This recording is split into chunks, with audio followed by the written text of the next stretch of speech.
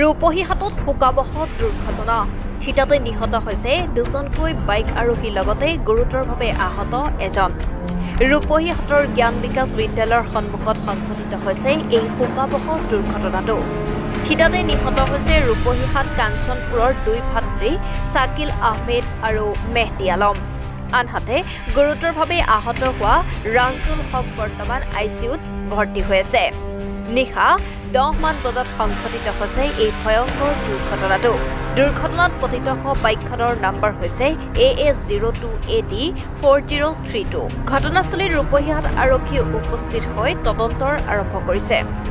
হোৱাৰ পৰা ৰাতি খবৰ পাইছো সিঙিমাৰী বালিকা নিকটৱৰ্তী নাঙলদৰা গাঁৱৰ মাইনুল হক মাষ্টৰৰ সন্তান ইমাম মেহেদি আৰু শাকিল আহমেদ পথ দুৰ্ঘটনাত থিতাতে মৃত্যু হৈছে বুলি আজি আমি সিহঁতৰ ঘৰত উপস্থিত হৈছোহে উপস্থিত হৈ পেলাই মৰ্মাহত হৈছো সঁচাকৈ দুখৰ সংবাদ দুইজন আমাৰ স্কুলৰ ছাত্ৰ সিঙিমাৰী মহম্মদ আলী উচ্চতৰ মাধ্যমিক বিদ্যালয়ৰ দ্বিতীয় বৰ্ষৰ ছাত্ৰ আছিল এজন ইমাম মেহেদি আছিল বাণিজ্য শাখাৰ ছাত্ৰ আৰু শাকিল আহমেদ আছিল কলা শাখাৰ দ্বিতীয় বৰ্ষৰ ছাত্ৰ তেখেতৰ ঘৰত আজি আমি উপস্থিত হৈ পেলাই শোকাকুল পৰিৱেশ দেখা পাই পিতৃৰ যি অৱস্থা মাকৰ যি অৱস্থা ওচৰ চুবুৰীয়া ৰাইজৰ যি অৱস্থা আজি কি এটা দুঃসংবাদ শুনি পেলাই সকলোৱে মৰ্মাহত কি যে পৰিৱেশ আমি ক'বলৈ ভাষা নাই এয়া হৈ পৰিছো সঁচাকৈ মৰ্মাহত হৈছো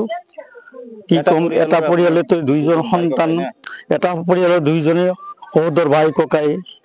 মৃত্যু হ'ল আৰু এটা ওচৰৰ এজন মৃত্যুৰ লগত যুঁজ দি আছে সেইজন